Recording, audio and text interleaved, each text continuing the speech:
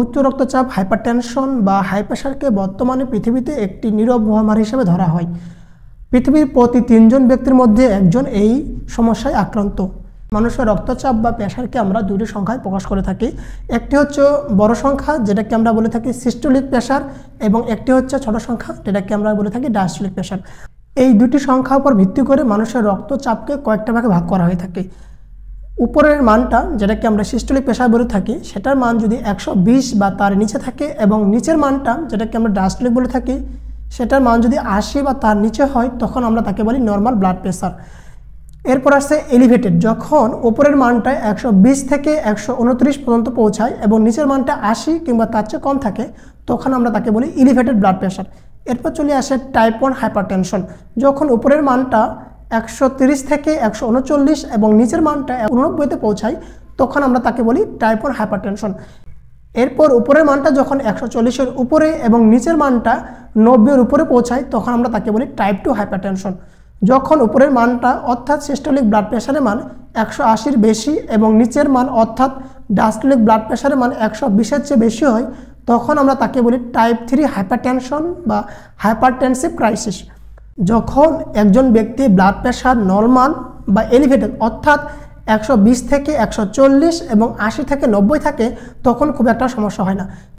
এরপরে যখন স্টেজ 1 এবং স্টেজ 2-তে পৌঁছায়, তখনই সমস্যা সৃষ্টি হয়। কিন্তু দুঃখজনক হলো, একজন ব্যক্তির দেহে উচ্চ রক্তচাপ থাকার পরেও ওই ব্যক্তির টের পায় না যে তার হাই প্রেশার রয়েছে, কারণ ম্যাক্সিমাম সময়ের ক্ষেত্রে এই হাই প্রেশারের জন্য যে সমস্যাগুলো সৃষ্টি হয় সেগুলো প্রকাশ পায় না।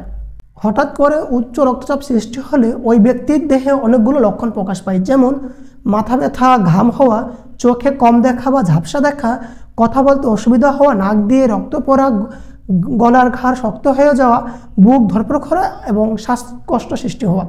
হঠাৎ করে একজন ব্যক্তির দেহে যখন উচ্চ রক্তচাপ সৃষ্টি হয়, তখন অনেকগুলো সমস্যা সৃষ্টি হতে পারে। উচ্চ রক্তচাপ মানে বেশি পরিমাণে ব্লাড প্রবাহিত হওয়া। আমাদের ব্রেইন অনেক সেন্সিটিভ একটা অংশ, এখানে নির্দিষ্ট পরিমাণ ব্লাড সবসময় থাকা লাগে এবং নির্দিষ্ট পরিমাণ সার্কুলেশন সেখানে মেনটেন করতে হয়। যখন হঠাৎ করে একজন ব্যক্তির দেহে উচ্চ রক্তচাপ সৃষ্টি হয়, তখন আমাদের ব্রেইনে অতিরিক্ত ব্লাড যায়। এই কারণে ব্রেইনের ভেসেলগুলো ছেড়ে যেতে পারে। ফলশ্রুতিতে আমাদের ব্রেইনের মধ্যে রক্তক্ষরণ হতে পারে, যেটাকে আমরা বলে থাকি ইন্ট্রাক্রানিয়াল হিমোরেজ। এখান থেকে মানুষ মারাও যেতে পারে। এরপর চোখের ঝাপসা দেখা এবং চোখে রক্ত সঞ্চালনের জন্য যে আর্টারিগুলো রয়েছে সেগুলো শুরু হয়ে যাওয়া অনেক ক্ষেত্রে ছেড়ে যেতে পারে। এই অংশটাকে আমরা আইডেন্টিফাই করি অপথলমোস্কোপ দ্বারা। এরপর দেখুন, যেহেতু উচ্চ রক্তচাপ, এই কারণে অনেক বেশি রক্তকে পাম্প করতে হয়। এই অনেক বেশি কাজ করতে গিয়ে আমাদের হৃৎপিণ্ডের উপর এক্সট্রা প্রেশার পড়ে। ফলশ্রুতিতে আমাদের হৃৎপিণ্ড অনেক বেশি কাজ করে এবং হৃৎপিণ্ড মোটা হয়ে যায়। হৃৎপিণ্ডে নিজস্ব একটা ব্লাড সার্কুলেশনের একটা সিস্টেম রয়েছে, যেটাকে আমরা বলে থাকি করোনারি সিস্টেম। হৃৎপিণ্ডে নিজস্ব রক্ত চলাচল করার জন্য যে করোনারি আর্টারিগুলো রয়েছে, হাই প্রেশার হওয়ার কারণে এই আর্টারিগুলোর উপর এক্সট্রা প্রেশার পড়ে, সেখান থেকে হার্ট রিলেটেড অনেকগুলো সমস্যা সৃষ্টি হয়। হৃৎপিণ্ডের অতিরিক্ত কাজ করার কারণে হৃৎপিণ্ড থেকে বেশি পরিমাণে ব্লাড প্রবাহিত হয়, তার একটা অংশ আমাদের কিডনির মধ্য দিয়ে যায়। আমাদের কিডনিতে নির্দিষ্ট পরিমাণ প্রেশারে সবসময় একটা ব্লাড প্রবাহিত হয়। এই প্রেশারটা মেইনলি 80 থেকে 90 মিলিমিটার মার্কারের মধ্যে হয়ে থাকে।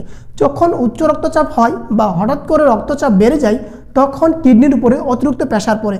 এই কারণে কিডনির ড্যামেজ থেকে শুরু করে অনেকগুলো সমস্যা সৃষ্টি হতে পারে। এই কিডনির ড্যামেজ হওয়ার কারণে বা কিডনির সমস্যা সৃষ্টি হওয়ার কারণে আমাদের হাত এবং পা ফুলে যায়। আবার অনেক বৃদ্ধ মানুষকে দেখে থাকবেন, যারা অনেক দিন ধরে উচ্চ রক্তচাপে ভোগেন, তাদের হাত এবং পায়ের যে রক্ত সঞ্চালনের জন্য যে আর্টারিগুলো রয়েছে সেগুলো শক্ত হয়ে গেছে এবং কালো হয়ে গেছে, এবং খালি চোখে সেগুলোকে আমরা দেখতে পাই। এখন হঠাৎ করে উচ্চ রক্তচাপ সৃষ্টি হলে কি করবেন? অনেক মানুষকে দেখা যায় যে যখনই তার রক্তচাপ বেড়ে যায় বা হাই প্রেশার সৃষ্টি হয়, তখন নিজের ইচ্ছা মতো 1টা 2টা 3টা 4টা পর্যন্ত প্রেশার ওষুধ খেয়ে থাকে, যেটা হিতে বিপরীত সৃষ্টি হয়। যখন মানুষের ব্লাড প্রেশার বেড়ে যায়, যেমন ধরুন একজন মানুষের ব্লাড প্রেশার উপরের মানটা 180-র উপরে হয়ে গেছে এবং নিচের মানটা 120 বা তার চেয়ে বেশি হয়ে গেছে, তো মানুষের ধারণা থাকে কি যে আমি তাড়াতাড়ি মানটাকে নর্মালের মধ্যে নিয়ে আসবো, অর্থাৎ উপরের মানটাকে 120 থেকে 140 এবং নিচের মানটাকে 80-র মধ্যে রাখবো। সে কারণে মানুষ বা অজ্ঞতাবশত 1টা 2টা 3টে প্রেশার ওষুধ খেয়ে নেয় এবং উচ্চ রক্তচাপকে খুব অল্প সময়ের মধ্যে কন্ট্রোলে নিয়ে আসতে চায়। এতে হিতে বিপরীত সৃষ্টি হয়। হঠাৎ করে উচ্চ রক্তচাপ প্রেশারকে আপনি যদি একেবারে নর্মালি নিয়ে আসতে চান তখন অনেকগুলো সমস্যা এবং পার্শ্ব প্রতিক্রিয়া সৃষ্টি হতে পারে। এই কারণে নিজের ইচ্ছা মতো প্রেশারের ওষুধ খাওয়া যাবে না। তাহলে আমরা কি করতে পারি? যখন আপনি দেখবেন যে আপনার প্রেশার বেড়ে গেছে তখন আপনি শান্ত হন আগে। শান্ত হন, 5 মিনিট শান্ত হওয়ার পর আপনি আবার প্রেশার মাপেন, দেখবেন প্রেশারটা কিছুটা কন্ট্রোলে আসে। ম্যাক্সিমাম ক্ষেত্রে এটা হয়, মানুষ যখন উত্তেজনায় থাকে কিংবা ভয়ে থাকে তখন প্রেশার বেড়ে যায়। আপনি একটু শান্ত হন, শান্ত হওয়ার পর আবার প্রেশার মাপেন, দেখবেন কিছুটা হলেও কমছে। এই উচ্চ রক্তচাপ থেকে বাঁচার জন্য আমরা কি করতে পারি? কিছু অভ্যাস বা পদ্ধতি রয়েছে, সেগুলো আমি যদি মেনে চলি তাহলে উচ্চ রক্তচাপ সৃষ্টি হবে না এবং কারো উচ্চ রক্তচাপ সৃষ্টি হয়ে থাকলেও সেটা কন্ট্রোলে থাকবে। যেমন খাবারের মধ্যে অতিরিক্ত পরিমাণে লবণ খাওয়া যাবে না, ধূমপান করার অভ্যাস থাকলে এবং অ্যালকোহল বা মদ জাতীয় জিনিস খাওয়ার অভ্যাস থাকলে সেগুলো ছেড়ে দিতে হবে। আপনার অতিরিক্ত ওজন থাকলে বা আপনি ওবেসিটিতে ভুগলে আপনাকে ওজন কমিয়ে ফেলতে হবে। পর্যাপ্ত পরিমাণে তরল জাতীয় খাদ্য গ্রহণ করতে হবে। এরপর প্রধান যে বিষয়টা হলো সেটা হচ্ছে যে কোনো পরিস্থিতিতে যে কোনো কন্ডিশনে আপনাকে শান্ত থাকতে হবে। মেন্টাল প্রেশার থেকে নিজেকে দূরে রাখতে হবে। আপনি প্রেশার মাপার মেশিন দিয়ে প্রেশার মেপে পাইলেন যে আপনার উচ্চ রক্তচাপ সৃষ্টি হয়েছে, এই অবস্থায় আপনি কখন হসপিটালে যাবেন? যখন আপনি প্রেশার মেপে দেখলেন যে আপনার উপরের মানটা 180 বা তার চেয়ে বেশি আছে এবং নিচের মানটা 120 বা তার চেয়ে বেশি আছে, তখন আপনাকে হসপিটালে যেতে হবে। যখন আপনি দেখতেছেন যে আপনার কথা বলার সমস্যা হচ্ছে, নাক দিয়ে রক্ত পড়তেছে, আপনি গলা ঠিকমতো নড়াচড়া করতে পারছেন না, তখন খুব দ্রুত আপনাকে হসপিটালে যেতে হবে। তবে প্রেশার মাপার ক্ষেত্রে কয়েকটা বিষয় মাথায় রাখা খুবই জরুরি। যেমন আপনি প্রথম প্রেশার মাপলেন, প্রেশার মাপার পরে আপনি পেলেন 180 এবং 120। আপনি এটাকে সরাসরি বলতে পারবেন না যে হাই প্রেশার সৃষ্টি হয়ে গেছে। এই জন্য আপনি কি করবেন? প্রথম প্রেশার মাপার পর 5-7 মিনিট ওই মানুষটাকে স্থির রাখবেন, শান্ত রাখবেন, তারপর আবার মাপবেন। যদি দেখেন যে আপনার প্রেশার 180 এবং 120 এর মধ্যেই রয়েছে, তাহলে বুঝতে হবে যে তার সত্যিকারে হাইপার টেনশন সৃষ্টি হয়েছে এবং জরুরি ভিত্তিতে হসপিটালাইজ করতে হবে।